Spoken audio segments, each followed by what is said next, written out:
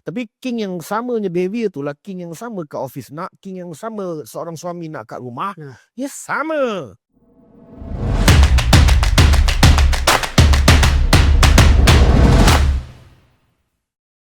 Being that waiter, bukan, ataupun dia what they call butler, ya. you tak boleh time dia tengah buat meeting kau kacau 10 minit, "Sir, nak kopi ke nak teh? Kopi ke tak teh?"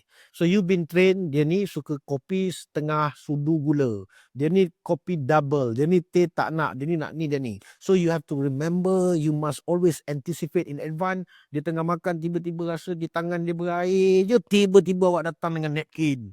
So that's what we understand CJ.